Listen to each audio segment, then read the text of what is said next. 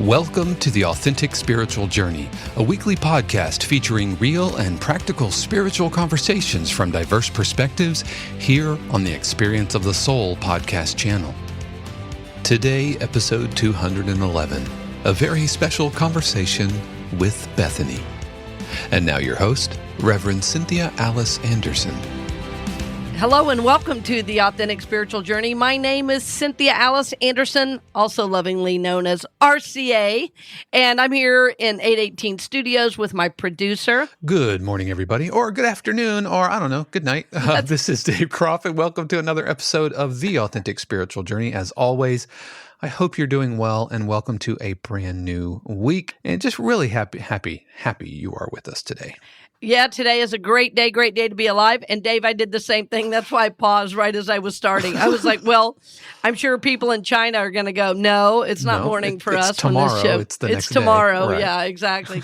It's so wonderful to have friends listening all around the world. So bless you wherever you may be from. So Dave, we have a great guest with us today, someone who's quickly becoming a friend. And I like that delineation because her music really blessed me. And I wanted our listeners to know her because she's been engaged in music and in the spiritual journey for a long time. She was really been a blessing in Unity churches, but not only Unity, certainly many faiths around the country.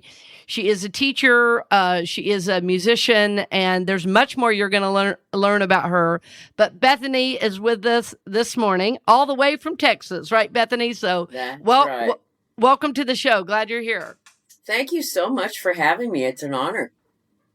Well, I'm thrilled that people are going to learn more about you all around the world. I mean, that's what excites me because, yes. You know, Unity can be a kind of a small pond, and we want to really engage our world in some of these teachings of hope, of love, of peace, of going within, you know, to find peace and joy and all the things that we need as humans. And I know you had a recent album come out, but I wanted to start out talking about, if you don't mind, a little bit about the album that impacted me so much, which was your album, Go Within. Yes. Tell me a little bit about that and what prompted you to do it, because, you know, it's the whole album is so meditative. Like, what was the impetus for recording that? That's very easy to answer. I was the music director at Unity Church of the Hills in Austin, and every Sunday we did a meditation song. And I played piano and sang and then accompanied our guest singers every week. Sure. And I got tired of doing the same 4 songs. I know. Right? After a couple of years, you know, it was getting a little old. And I thought, you know, I could write stuff equally as good as this, maybe better. Why not?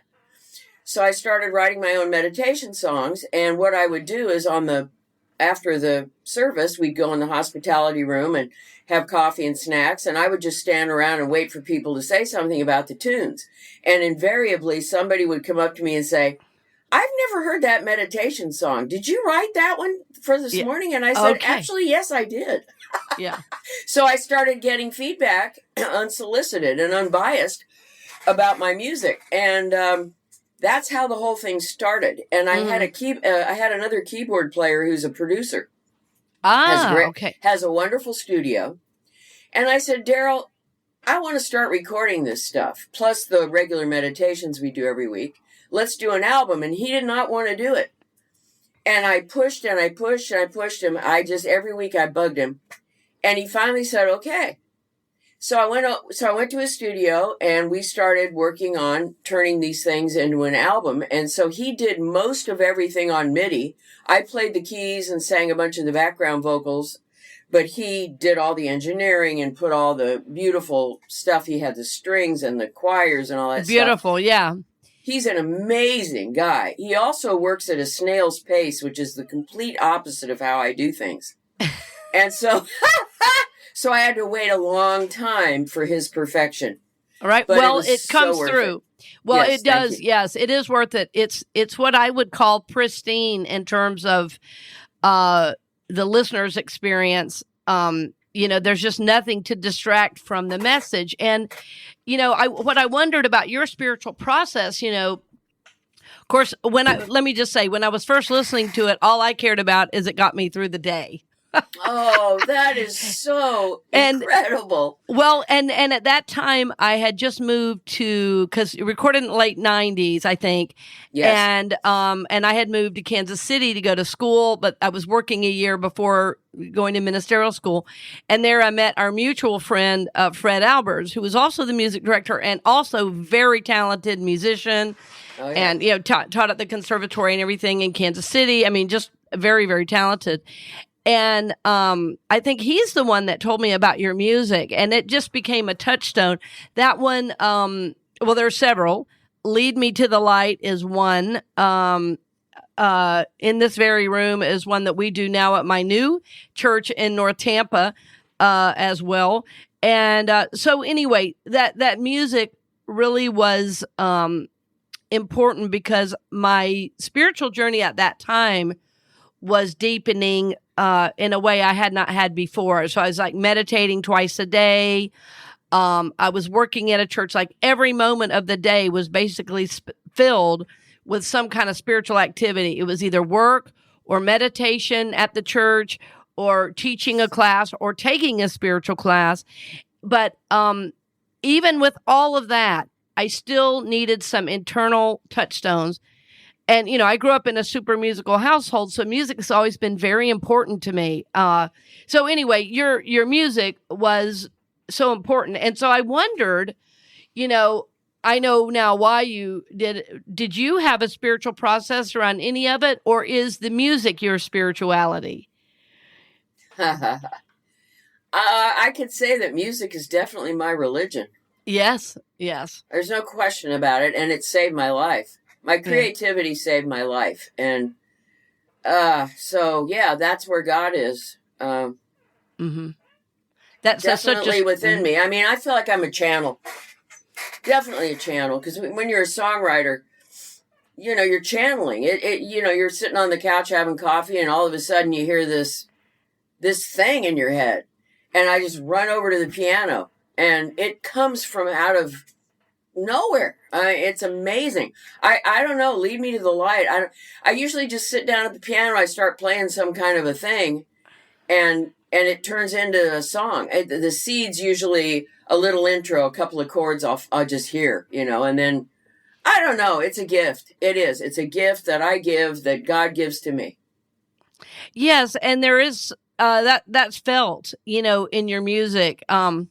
Years ago, I did this study where it was a study of how the emotions of the artist impact the audience, and how what they're holding in consciousness is felt. And anyway, I was in this large group. It was in this big symphony hall, and the trumpet player at this point was doing some of this modeling where he would think or feel something deeply and then play, and we would try to name that emotion. Well, we were right every time. Oh, wow. And he was like, he could not believe it as a musician, because he was more of a symphonic player, not necessarily known for tapping into his feelings on a trumpet part, Yeah. But to the audience, it was so obvious. And so I would say that too with your music. That's why I asked the question. It's like the music is the spiritual experience for you. Absolutely. Mm-hmm. Absolutely it is. It's the ultimate experience of being in present time. Yes. Which is, it's all about presence, right? It's all about the presence. There's nothing going on in my mind. There's no chit chat. There's no monkey mind. Right. It is pure. It's Zen. It is totally Zen. I think, you're a musician. Doing music is a way to get present. And there's nothing better than that. I mean, it's the best thing. That's why I dedicated my life to it. I had to. I had to do it. It wasn't easy, but I did it, and I'm thankful that I have. Yes, you're right. And also, I'm not a religious person, so the whole way of getting into unity was a total fluke. Do you want me to talk about that? Yeah, yes, absolutely. That was going to be next.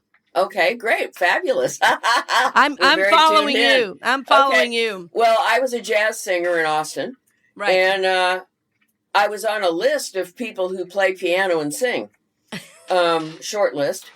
And I went to University of Texas. I was a classical piano major. And the minute I got out of school, I went and got a gig playing at the Stouffer Hotel 5 nights a week doing pop music, which I taught myself how to do. Anyway, so one day the phone rang, and it was a Unity minister from Michigan who he and his wife were a team, and Ron and Lenore Scott, and they came down to start this church in Austin. And I know them, by the way. Yeah. Fabulous. That's great.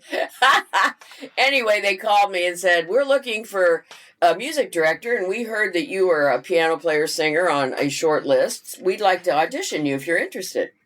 So when I do gigs at churches, I say, I was a jazz singer at home minding my own business when the phone rang, and it was God. And God said, Beth, will you go to church if we pay you? I said, well, yeah, I might. How much? Anyway, it's tongue-in-cheek. I say that kind of not really seriously, but I think it's funny. Anyway, it is totally funny. They came over to my house, and I played and sang Amazing Grace. And the hilarious thing is that Lenore loved me. Ron was skeptical. And if you know Ron, Ron's the guy that if the band started 1 minute late, we got called out on it. Yes. Oh, yes. Ron runs a tight ship. Anyway, I was there for 5 years, and I loved it. I was very blessed to get that gig. And because I got that gig, it's funny because I got that gig and, after being there a couple weeks, I thought, wow, well, if I was going to go to church, this is the church I go to because I was totally comfortable there and I loved it. Yes. So, talk about a miracle.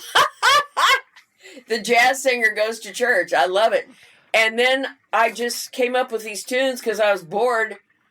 And then I took the songs over to my friend who's the biggest DJ in Austin. His name's John Aielli, and he was on NPR for 50 years. He had the biggest show called Eclecticos. Well, He was my voice coach. So I take the album over to him and play it for him, and he goes, if you put this out, I'll sell you thousands of these albums. He was floored by this. Yes, yes. So he started playing it on KUT. And in fact, the first time he played the entire album, he used to get hate calls. People would call him and say, hey, man, we don't want to hear any more of this Bethany stuff. Don't you, you got to stop. And it was just a huge hit. I was running to Waterloo Records every other week with more CDs. They just were selling out. It was a thrilling experience. And I was the #1 album of the year on his show in '98 and another DJ show completely unrelated on the station. I had the #1 album of the year. It was a thrilling thing. And then I started traveling around to different churches and doing my music. So, okay. So a non-religious jazz singer gets pulled out of something and gets put in these situations. It's way bigger than me. Absolutely. Well, what's so funny about that is that, there is a bigger, there is a presence, of course, in Unity, we call that presence God, but you might call it the unconscious that, that's driving. If you're an artist, I work with many artists, and one is a sculptor. And he says, I just, when I sculpt, I just go into the unconscious. I said, yep, that's God. And he goes, well, I never thought of that. And I said, well, culturally, we've been taught God's up in the sky and all that. But that's presence. The scriptures say, I am that I am, which simply means I am beingness itself. So when we can get in that place, we get to experience it. So it's always happening. It's life itself. And I love that story. And I also love that as a jazz singer, you were brought into church because the truth is all the best musicians I've ever worked with in church have been jazz musicians. I love it. And in jazz, it's such a conversation, an internal conversation, the way the vocalists and the instrumentalists work together. It is the way somebody takes a solo and then somebody else lays out, the way the song moves and changes. To me, that's what the journey is. So to me, it is a natural fit. I've only had one instance in my career where it was tough for a jazz musician to kind of get out of his head and start to feel. But he was one of those kind of chop busters that was always real mechanical. But I love that story. And of course, you did have to say yes, Bethany. I mean, like, what's so interesting about the journey is you could have said no. but yeah, you just felt, the rightness of it, whether it was the opportunity, the financials, all of the above, whatever, something in you knew this is a yes, and that got you to this album. And what a blessing that's been, like you say, to thousands of people. Unbelievable. I've had people. I had a minister in, I think it was at the Big Unity Church. No, had a minister in New York. I went to New York to a church. And I was getting ready to go on stage, talk about a killer band. Woo! Oh, I know, and yes. The piano player, by the way, took me to task and said, your charts aren't right. Because he listened to the record, right? And my transcriptions, he said, weren't so great. That was hilarious. He told me that before I got on stage, by the way. Anyway, I'm sitting there getting ready to go on stage, and the minister says, I was out in the labyrinth walking around, listening to Bethany's music, and I had a religious experience. And I'm sitting there getting ready to go on stage, and I just started crying. Oh, it was incredible. I mean, okay, it's way beyond me. I'm here on this earth. I was put here for some reason, and there's a presence. And if if I'm not living proof of a presence, there you go. It'll make a believer out of you if you have this experience. A believer in what? Well, a believer in something greater than myself that is divinely fabulous. And I have been writing like a maniac for the last 2 years. It's just gotten better and better and better. Yes. Well, and next half, I do want to hear a little more about your journey and also the new album. But because I know you've got some new videos out too. But the other funny thing, I just wanted to tell you that when I first came into Unity, it was also as a paid musician. Oh, interesting. And okay. I would not go because I had my own church job. I was doing some work at a little Methodist church, but I was really feeling like I wanted something different. Like whatever was happening there was not really feeding me, like really great people, but I just kept feeling like there was something else. And I was helping this friend of mine who was a composer, and she had composed this gospel piece and wanted me to come listen to it and all that.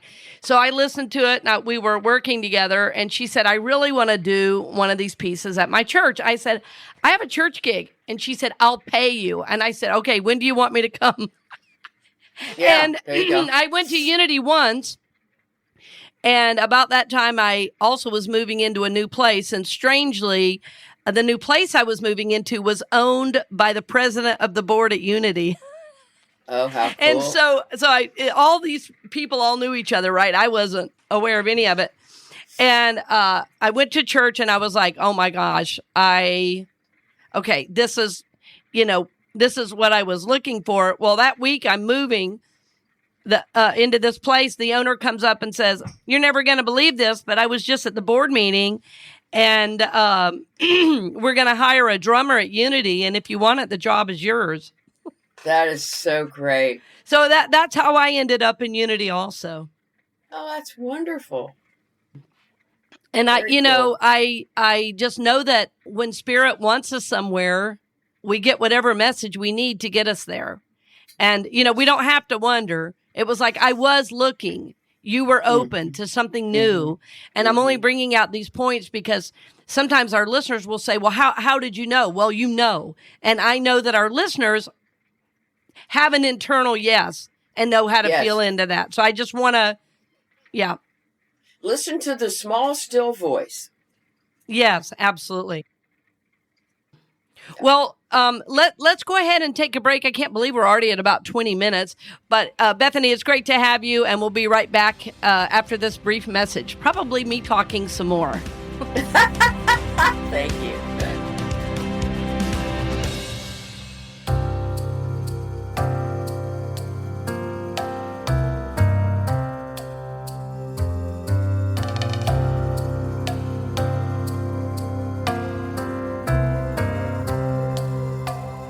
Tonight I sit alone and simply follow my breath. I'm watching all the thoughts of the day go by.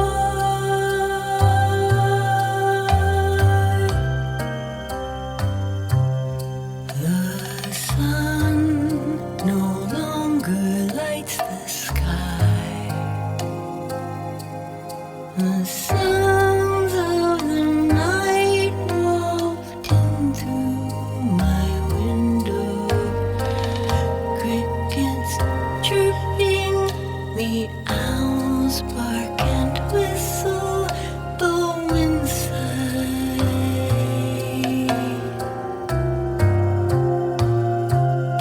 But I'm grieving for our world. Dark thoughts overwhelm me. To put some space between them, I surrender to the cloud of unknowing.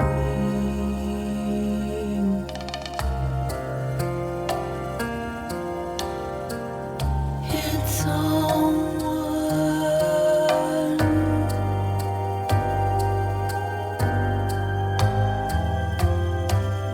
For I am everything and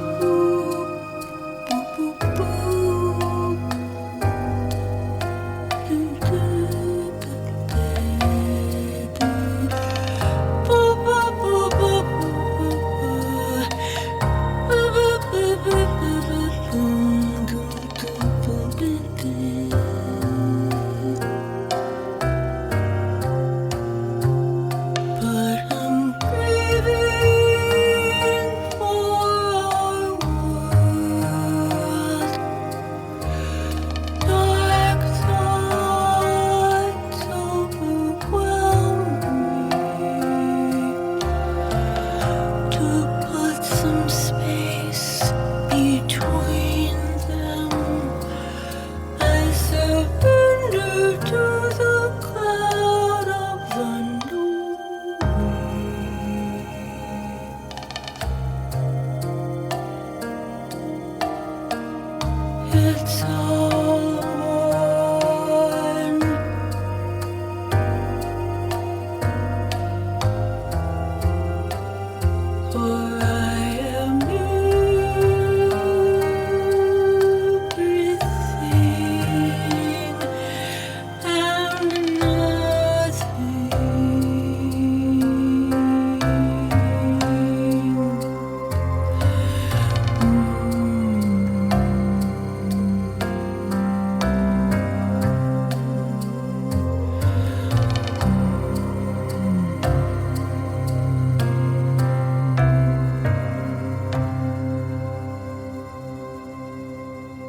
Welcome back. We're glad you're with us. I know it's part 2, Dave, because my dog knows when it's part 2 and always comes over to say hello for part 2. So friends all around the world, little Chance says hello, who's not so little anymore. I've got a big black lab retriever over here. Oh. He loves to be a part of things. You know, he knows when Mama needs a little support. So he's like, okay, Mom, you can make it through the next half. It's been a big weekend. So recording early today, but we're so thrilled to have Bethany with us. And Bethany, it's been great to hear a little bit about your journey and certainly that album that impacted me so much. And I also want to get to, what's next for you, but tell us a little bit about your new album. And the new album is called After the Rain. And I saw one of the videos, which I thought was excellent as well. Thank you. So tell us a little bit about that album, because this is not a meditation album, right? This is a whole different feel. Tell us about it. Okay. I was married for 11 years to a magnificent jazz pianist named Rich Harney. I had not written anything in 10 years. I was on a 10-year just doing my job and doing some gigs. Wasn't writing. And he passed away suddenly, massive heart attack out of nowhere. Didn't know he had a heart condition. He was 65. Wow. Whoa. And it rocked the Austin jazz community to its core. I bet. He was one of the most amazing people, spiritually aware, giving, beautiful people you'd ever want to meet. He's the reason he was my mentor. And the day after he died, I wrote a song immediately for him.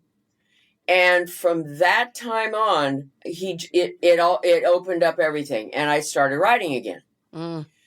And I honestly see a cardinal on my deck, in the morning. I think, oh my God, there he is. I mean, it's been crazy. And I feel his presence very much. Yeah. So I started writing again. And then I wrote a song about COVID. So that was when the first COVID thing hit, and it was spring break, and I was off work and I was at home, and I wrote a song about COVID called 6 Feet Away, little jazz waltz. And I posted a very crude video on YouTube of me at home playing and singing it. And my ex of 35 years ago, who's a PhD in jazz composition and teaches bass at Youngstown State in Ohio, within 5 minutes of posting the video, there he was. We stay in touch occasionally on Facebook. He said, I love your song, and I hear a big band arrangement. And I said, well, would you like to write me one? And he said, yes. He wrote me an 18-page arrangement for nothing within the week. He said, do you have a big band in Waco? And I said, yes, we do. I work with them quite frequently. They're part of the college. And so last December, we did 6 Feet Away with the arrangement, Dave's arrangement, fabulous. But anyway, long story short, so I said to Dave, well, how would you like to collaborate on some songs? And he said, sure, because he's a composer. And he's a frustrated lyricist. So I sat down and said, okay, what am I going to write? I know. I'll write about the personal journey and spirituality and how creativity saved my life. And I called it Salvation. So I wrote a lyric. Well, I've never written a lyric not sitting at a piano in my life. So it was a real challenge to sit on the couch and write a lyric. I couldn't touch the piano. That for me was just awful.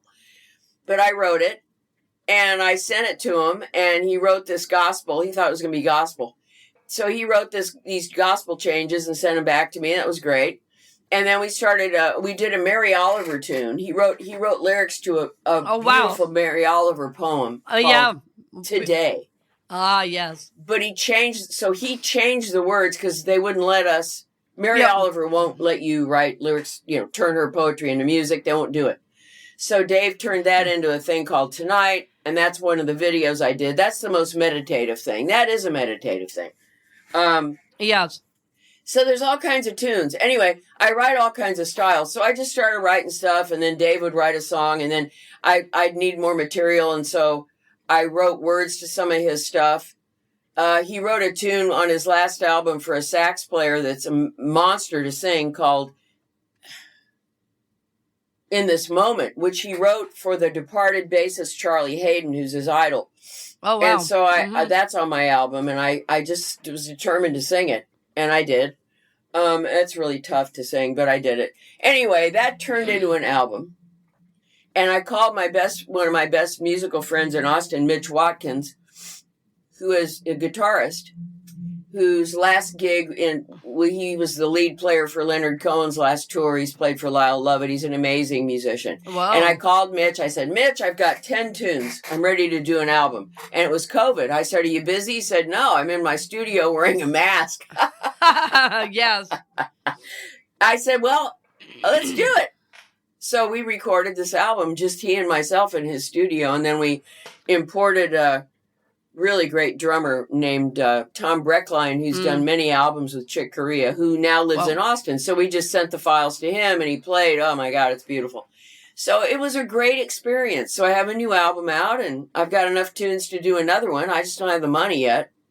Yeah, and So the when new I album is called After the Rain. I know you can find it on Spotify because I've listened to it some there as well.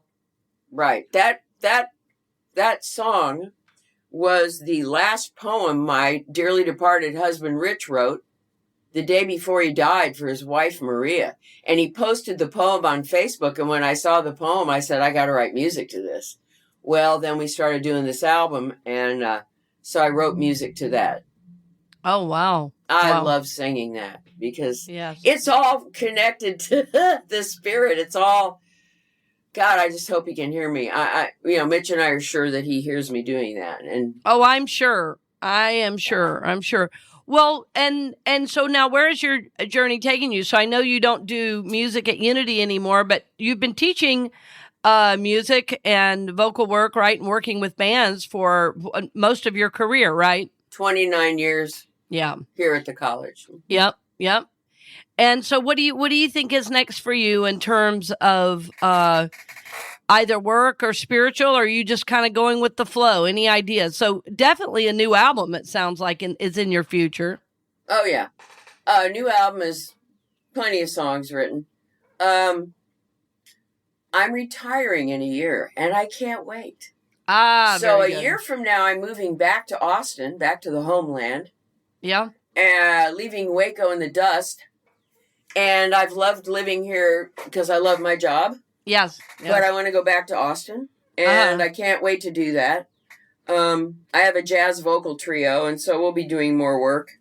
I don't know what's going to happen. It'd be great to end up in a church again because I won't be working that much. So, the thought of being in a Unity church every Sunday is actually a very appealing idea to me. So you never know what's going to happen. I would love to do that. So I'm sure Spirit will put me in the right places. I really feel a need for a change after this many years. You can only imagine. Yeah. Yes. I got it. The new album, though, you said, well, it's not necessarily sacred. Well, I know for myself, and I know our listeners, we don't just listen to sacred music. I'm really known for putting some hip hop in. So, and I listen to jazz primarily, and I love a lot of acoustic stuff. So, me too. Yeah. It just any good music. I grew up on folk music. In the family and singing around the piano because we were all musicians and church musicians.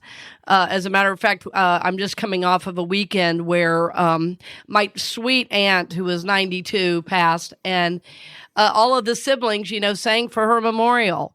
And so music has been such a part of my life that I love all styles. So, that's one of the things I like about you and your music as well. You're not, just limited to one style, because to me, all music is sacred given, the energy behind it. Correct. So that any music can be a spiritual experience.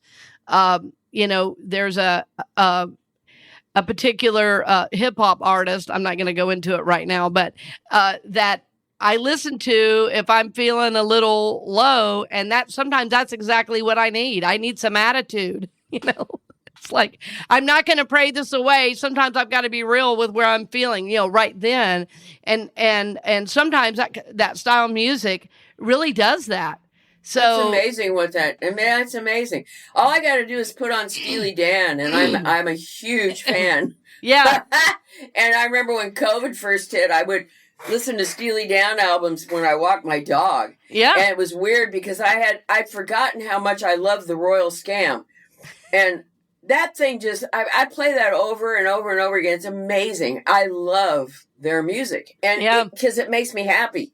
Yeah. If I'm alone and I got to deal with the mice in my cottage up in Michigan that, has been closed up all winter, I put on my living gloves, and I make myself a gin and tonic and crank the Steely Dan up and get after the mice. I mean, that's what I do. The Steely Dan somehow just gives me courage. Yes. To face what I don't want to face. Right. Well, one of the things we're always mentioning to our listeners, is to figure out what works for you. It's like you don't have to do what I do.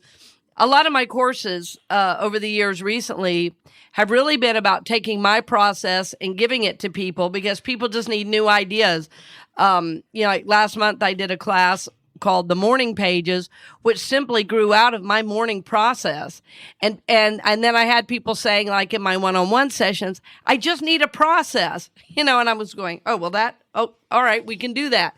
But I want people to find their own, what works, and to really take the time to be as conscious as possible, because what works for me may not work for someone else. Like, I'm always happy to share the journey and give ideas, but sometimes we need to find that for ourselves. I love that Steely Dan is one of your go-tos. Isn't that wild? Well, it's such a dichotomy. Well, it's awesome. Well, what are some of your other influences musically? Oh, well, my biggest one is Joni Mitchell. I can say that without even trying. Joni. Well, I have a funny story. So my dad was a professor at Purdue University for many years in the business school. And of course, so I was, groomed to go to Purdue, and I got lucky. He put me in a dorm, Uh-huh. So I had freedom for the first time in my life. And I didn't go to classes. We had a Steinway grand in the lobby. It was a beautiful old Steinway. Cool. And I would go out there and sit in the lobby on the piano and play Joni Mitchell and Elton John tunes, and taught myself how to do that. And that's what I did.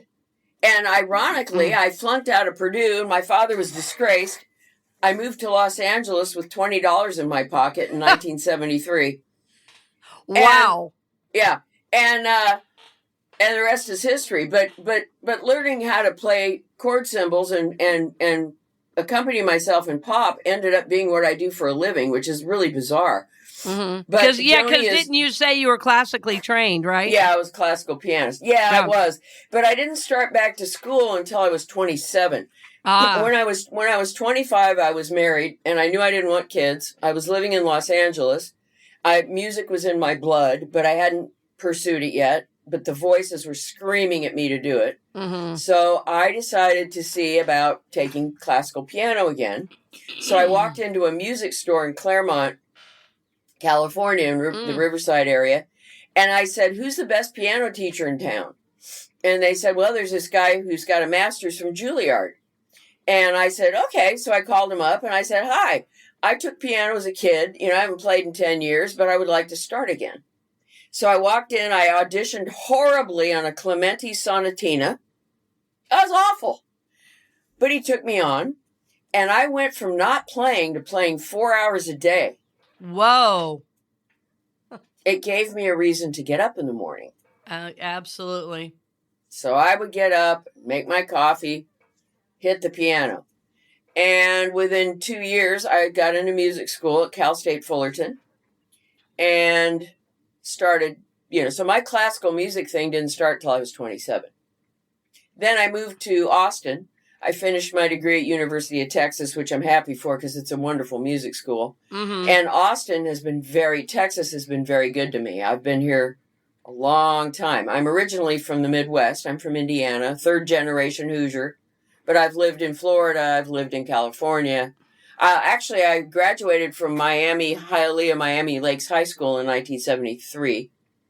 And then I went to Purdue my first year, flunked out, moved to L.A. I remember I told my dad I was going to move to L.A. And I said, Beth, that's where Charles Manson is. That's a new one. I went anyway, and I did that, and I stayed, and I loved it. I loved California. Back in the mid-'70s, I lived at the beach. I had made hardly any money, and I went to Cal State Long Beach. I was a poetry major. I was living the life.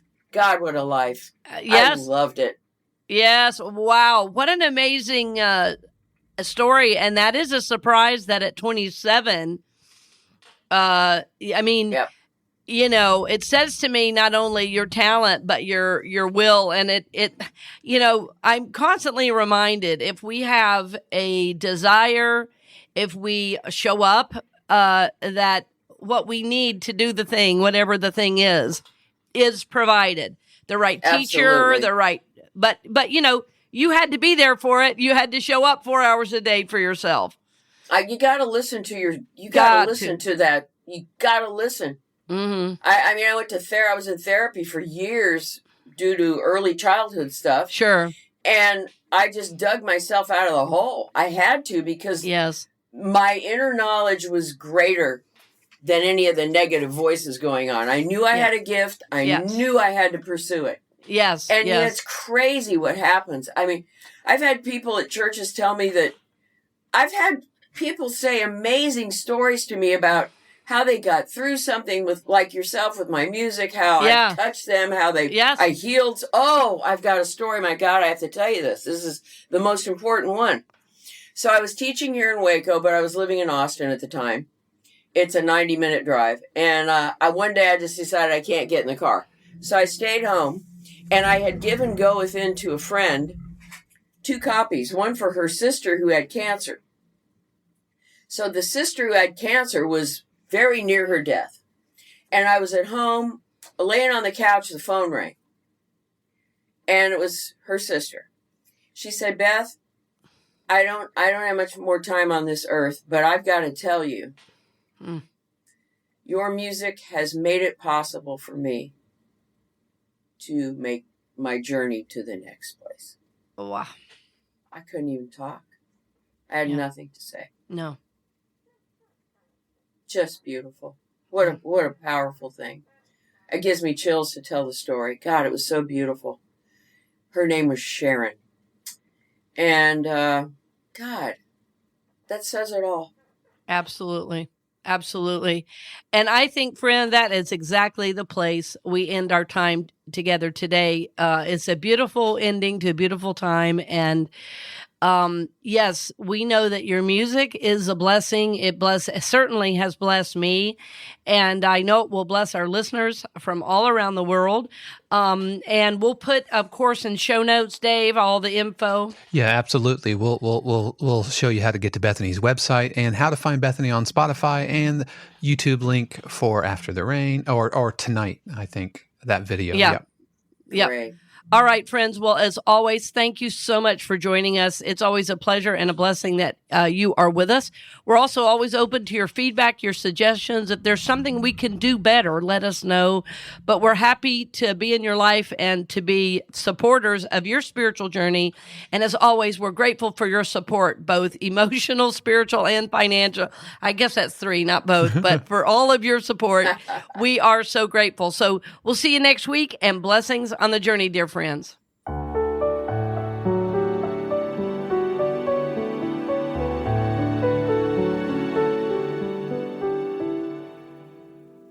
Lead me to the light.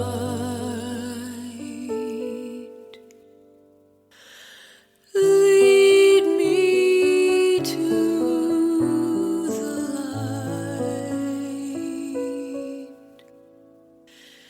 Help me to make it through.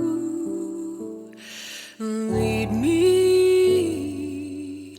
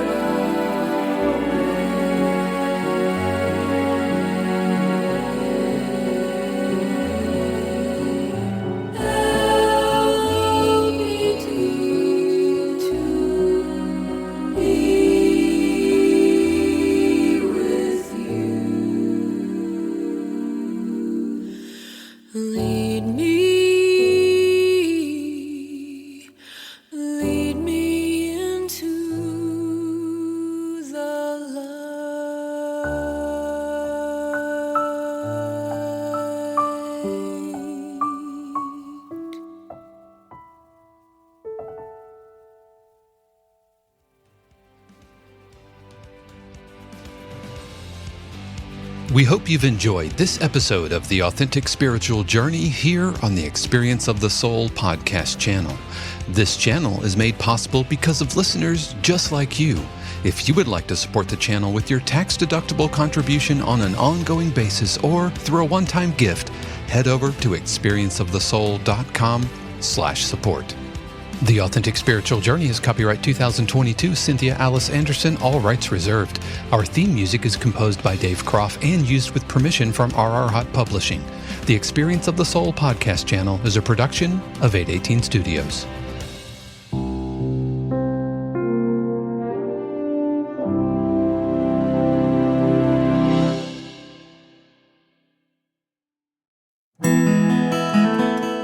Hey friends, Sean here, your Experience of the Soul producer.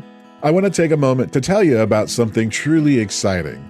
The Soulworks online community, created by your host, Cynthia Alice Anderson, and available on the Mighty Networks app.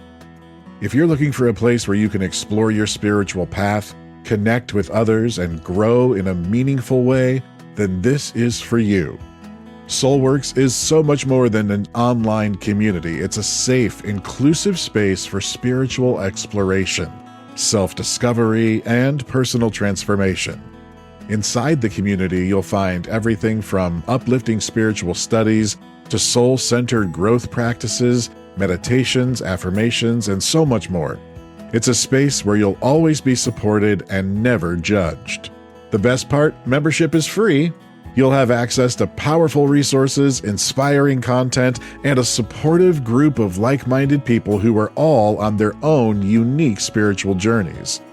And if you're ready to dive deeper, there are premium options available to enhance your experience with a live Monday night talk series and extended, deeper meditations. If you're seeking a place to connect, grow, and nurture your soul, we would love to have you join us in the Soulworks community and see where this journey can take you. Visit my.soulworkscommunity.com today.